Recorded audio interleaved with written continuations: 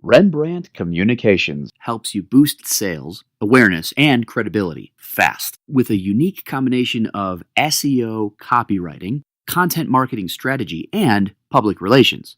Visit RembrandtWrites.com for your free initial consultation today.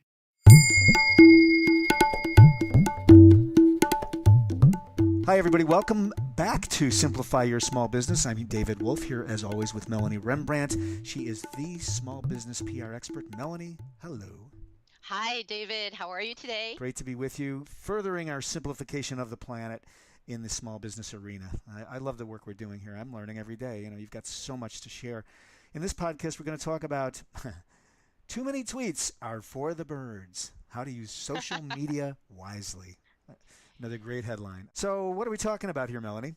Well, basically, social media can waste a lot of time, or it can help your small business grow. So with this in mind, I wanted to provide just a few tips on how you can use social media as a new entrepreneur. Okay. Excellent. So the first thing we want to talk about a little bit is simply, do you tweet too much on Twitter? Right. It can be an addictive tool. It's a fast way to send short messages to, business associates, friends, and others.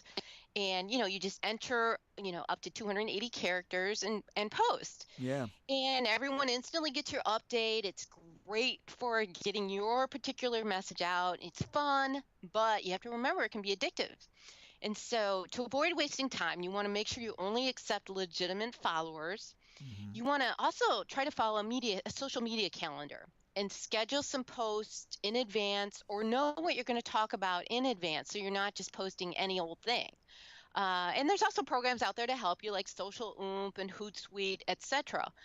But you kind of want to make sure that you're using Twitter in the right way, and you're not spending too much time on it.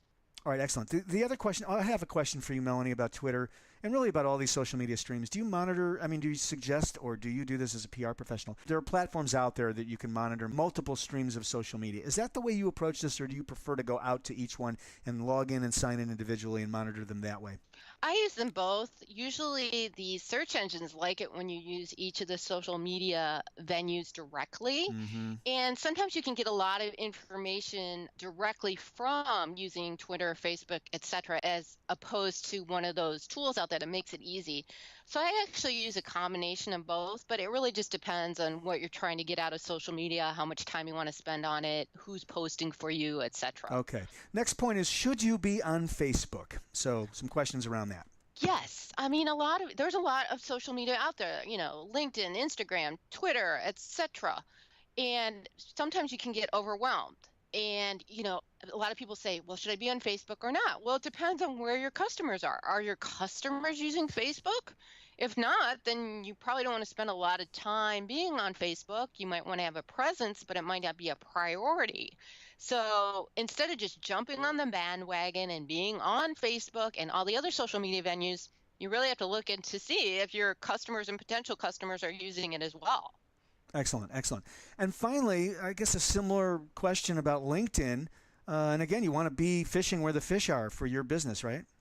Right. And LinkedIn is more about networking. A lot of people use it to find work.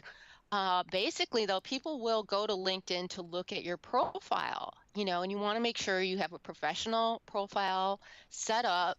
And it's a great tool to reach out to associates, maybe to ask questions about your business, and also to network with various groups relevant to not only your business and your industry, but, potential customers, to really find out what are they thinking, what are they doing.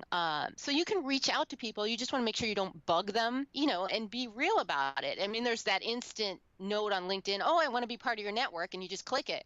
Right. Well, you want to add a personal note to that, because people get those all the time. I get them every day from people I've never heard of before. And if they have a personal note in there, it makes me look at it a little bit more. So you just have to be careful how you use it. But LinkedIn is important for your overall profile personally and for your business. Excellent, excellent. So a quick review here. So too many tweets are for the birds. We should always use social media wisely. Do you tweet too much on Twitter? I hope not. Right. You want to make sure you don't get addicted and you're using it for the right reasons for your business. And then the second point, and really the third as well, is should you be on Facebook? Should you be on a specific platform? In this instance, Facebook. And should you be on LinkedIn in this particular instance? Is it best for your business? So a framework around that. Exactly. I mean, you basically want to look at all the social media venues out there, how it can help your business if your customers are using it, and then pursue it wisely so you're not wasting time on any of the social media venues that don't provide results. Brilliant. Thank you, Melanie. As always, you are the small business PR expert. David Wolf with you. As always, thank you for listening to Simplify Your Small Business. Thanks, everyone, and thank you, Melanie. Thanks so much, David. Make it a great day, everyone. Podcast and Radio Networks produces and distributes podcasts and audiobooks for authors, speakers, entrepreneurs, and business leaders. If you're an existing podcaster, find out about our unique Grow Your Podcast distribution program to help you grow, connect, engage, and transact with your audience. Learn more at podcastandradio.com.